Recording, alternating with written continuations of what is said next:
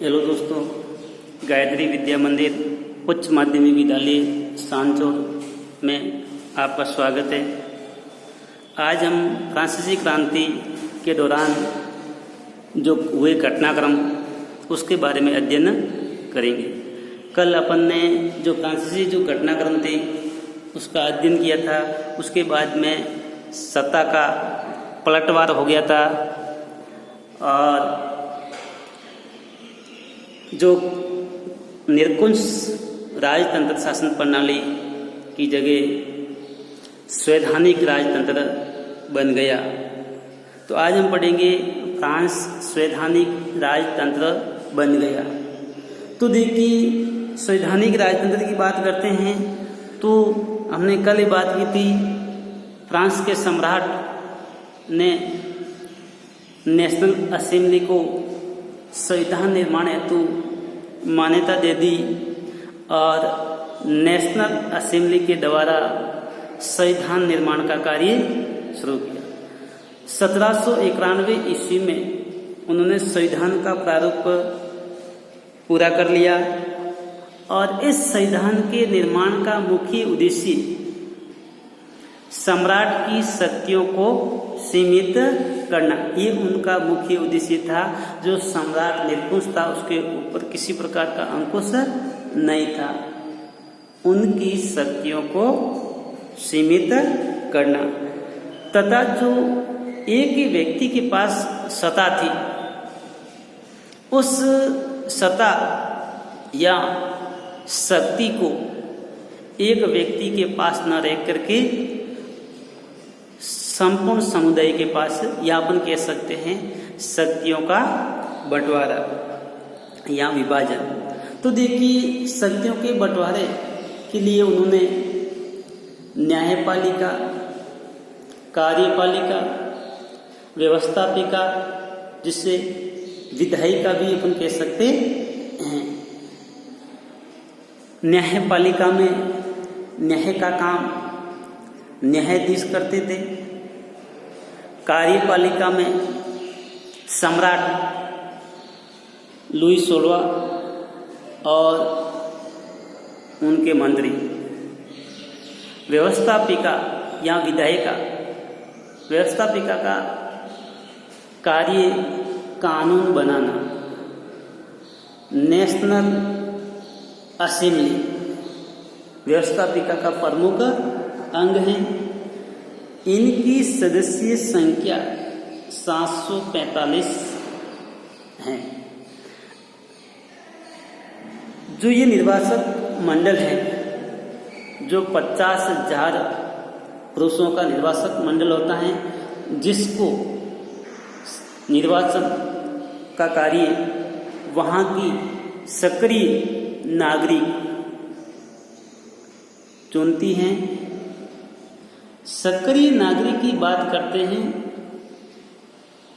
तो उस नागरिक को सक्रिय नागरिक कहा गया है जो कम से कम 3 दिन की मजदूरी या वेतन के बराबर कर अदा करता हो, उस व्यक्ति को मत देने का अधिकार है। बाकी पुरुषों, महिलाएं, बच्चे 25 वर्ष से कम आयु वर्ग को मत देने का अधिकार नहीं था। तो देखिए, निर्वाचन जो सक्रिय नागरिक हैं, 2.8 करोड़ जनसंख्या में से 40 लाख पुरुष हैं। वो एक 50,000 पुरुषों का निर्वाचक मंडल होता है, उसका चुनाव करते हैं। और ये जो 50,000 निर्वाचक मंडल हैं वो मिलकर के नेशनल असेंबली के 745 सदस्यों का चुनाव करते हैं। तो अपन कह सकते हैं नेशनल असेंबली के जो सदस्य हैं वो अप्रत्यक्ष रूप से जनता द्वारा चुने जाते हैं। अब देखिए नेशनल असेंबली का क्या कार्य है। तो कार्यपालिका शक्ति है वो सम्राट के हाथों में सौंपी है, लेकिन इससे पहले सम्राट पर किसी का कोई अंकुश नहीं था। लेकिन अब सम्राट नेशनल असेंबली के नियंत्रण में कार्य करेंगे। उनकी मंत्री भी नेशनल असेंबली के नियंत्रण में कार्य करेंगे।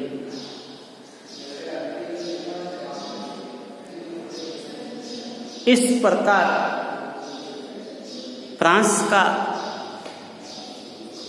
जो शक्तियों का बंटवारा है वो हो जाता है, और यहाँ महिलाओं को मतदान करने का अधिकार नहीं दिया गया।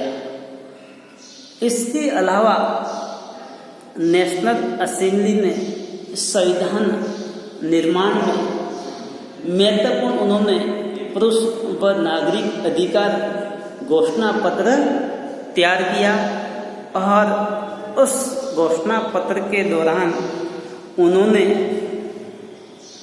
जीवन का अधिकार, विचार व विचारों की अभिव्यक्ति का जो मौलिक अधिकार, या अपन उसको कह सकते हैं जन्म से उनको अधिकार दे दिया। तो देखिए नागरिकों के जो घोषणा पत्र तैयार किया था उसके अंदर विशेषकर समानता का अधिकार दिया गया। कानून के समक्ष सभी समान, या अपन कह सकते हैं जो पहले कुलीन परिवार, पादरी वर्ग, इनको विशेषाधिकार प्राप्त था। उस विशेषाधिकार को समाप्त करके फ्रांस के सभी नागरिक कानून की दृष्टि से समान होंगे। तो देखिए उनकी घोषणा पत्र जो तैयार किया था, तो उसमें पहला पॉइंट, आदमी स्वतंत्र पैदा होते हैं, स्वतंत्र रहते हैं, उनके अधिकार समान होते हैं। दूसरा उन्होंने पॉइंट बताया है, प्रत्येक राजनीतिक संगठन का लक्ष्य आदमी के नैसर्गिक व अहरणीय अधिकारों को संरक्षित करना। ये अधिकार स्वतंत्रता, संपत्ति, सुरक्षा, शोषण के प्रतिरोध का अधिकार है। तीसरा बिंदु, समग्र संप्रभुता का स्रोत राज्य में निहित है। कोई भी समूह यहाँ व्यक्ति ऐसा अनाधिकार का प्रयोग नहीं करेगा जिससे जनता की सत्ता की स्वीकृति न मिली हो। यानी संपूर्ण शक्ति है वो जनता में निहित है।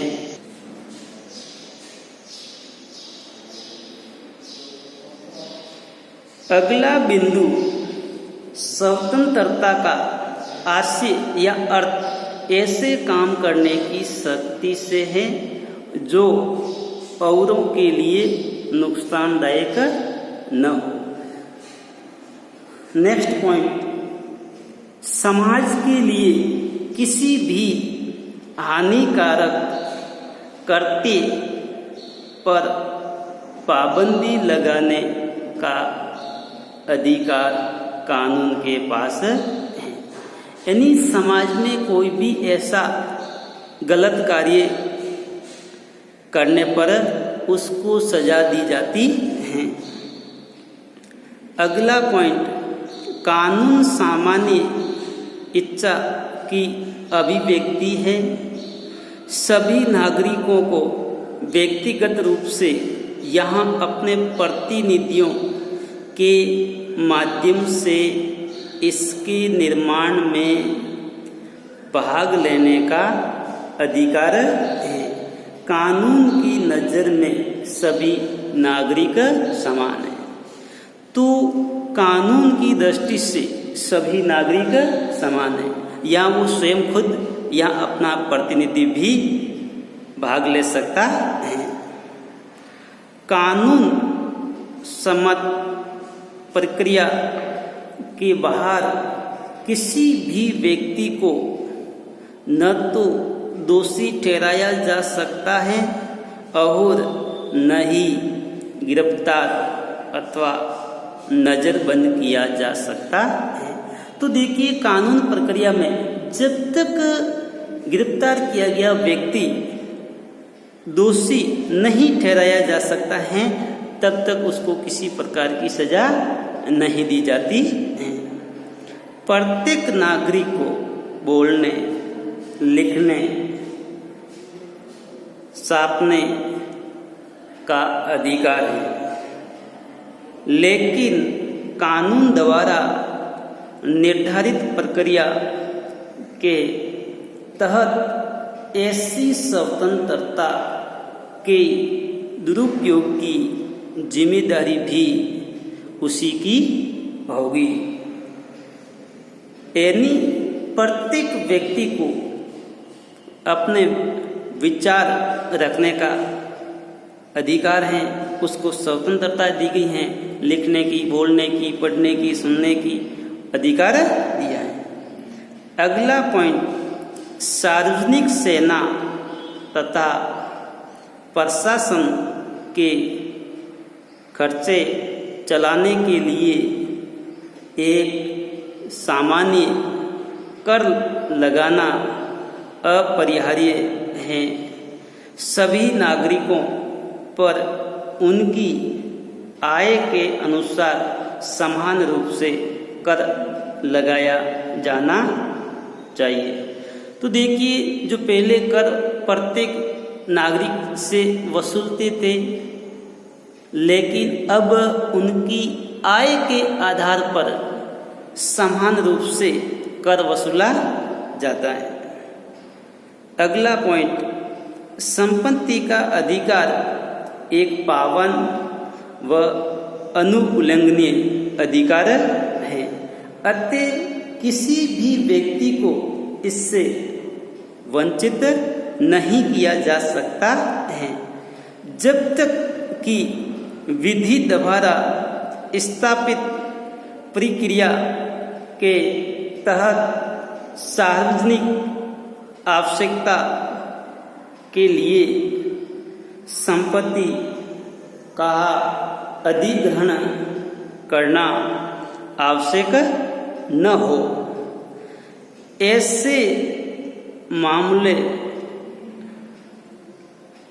जहां अग्रिम मुआवजा जरूर दिया जाता है, तो उन्होंने अपने घोषणा पत्र में सभी फ्रांस के नागरिकों को संपत्ति का अधिकार दिया, उससे वंचित नहीं किया जा सकता है, और व्यक्ति को आर्थिक मामलों में आवश्यकता पड़ने पर मुआवजा भी दिया जाना चाहिए। तो ये स्क्रीनशॉट ले लीजिए। राजनीतिक प्रतीकों के मायने हैं, जो आपकी पुस्तक के अंदर कुछ प्रतीक दिए हैं, उन प्रतीकों के क्या मायने हैं, जो आपके पुस्तक में चित्र द्वारा दिया गया है। तो देखिए, टूटी हुई जंजीर, या उसको अपना हथकड़ी भी कह सकते हैं, उसको आपकी पुस्तक में 2 टुकड़े बताए गए हैं। इसका तात्पर्य यही है कि जो यह टूटी हुई जंजीर है वो पहले दासों को बांधने के लिए इनका प्रयोग किया जाता था, लेकिन जो यहाँ टूटी हुई हथकड़ी जो यहाँ दर्शाई गई है ये आज़ादी का प्रतीक है। यानी इससे क्या है कि लगता है कि दास अब स्वतंत्र हो गए। अगला आपके प्रतीक हैं छड़ों का बर्छीदार गट्ठर।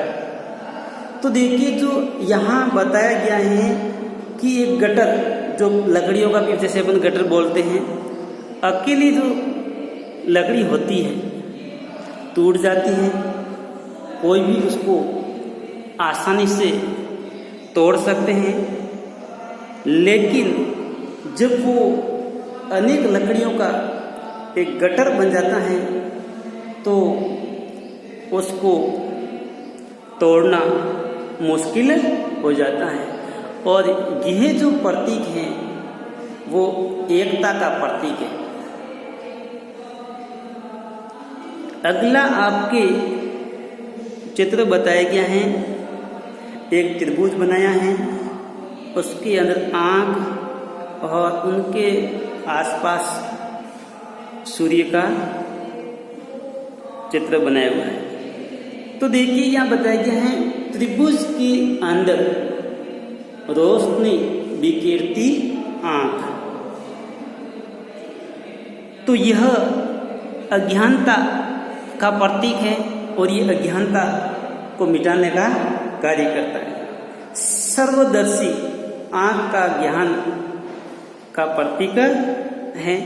सूर्य की किरणें अज्ञान रूपी अंधेरे को मिटा देती हैं। जो सूर्य रूपी जो यहाँ किरणें बताई गई हैं वो क्या करते हैं, जो अज्ञानता है उस अज्ञानता रूपी अंधेरे को मिटा देती है और वहाँ ज्ञान रूपी प्रकाश फैलाते हैं। अगला प्रतीक आपके राजदंड जो शाही सत्ता का प्रतीक है। जो राजा महाराजा डंडे जैसे डंडे का प्रयोग करते, जो एक अलग प्रकार का डंडा है उसको हाथ से पकड़ने की जो अलग कुछ जगह भी दे रखी है, यह शाही सत्ता का प्रतीक है। अगला प्रतीक आपके हैं अपनी पूंछ मुंह में लिए सांप। आपके अगले प्रतीक में एक सांप बताया गया है जो अपनी स्वयं की पूंछ है वो मुंह में लिए और एकदम गोल अंगूठी की तरह हो गई है। और ये समानता का प्रतीक है क्योंकि इसका और कोई किनारा नहीं है, सभी लोग कानून की दृष्टि से समान हैं। अगला आपके प्रतीक है लाल फ्रांसीसी टोपी, यानी वहाँ एक विशेष प्रकार की लाल टोपी। इससे पहले दासों को टोपी पहनने का अधिकार नहीं था, लेकिन जब संविधान का निर्माण हुआ, सत्ता का पलटवार हुआ, तो दासों द्वारा स्वतंत्र होने के बाद में लाल टोपी पहनी गई। अगला प्रतीक आपकी नीला, सफेद, लाल, ये जो 3 रंग हैं यह फ्रांस के राष्ट्रीय रंग है। फ्रांस के राष्ट्रीय रंग है। यदि प्रश्न आ जाए कि फ्रांस के राष्ट्रीय रंग कौन कौन से हैं, तो नीला, सफेद, लाल। अगला आपके प्रतीक है डेनों वाली स्त्री या महिलाएं। तो यहाँ आपके चित्र में एक महिला है जो पंख लगे हुए हैं, हाथ में एक डंडा लिया हुआ है और ये कानून का मानवीय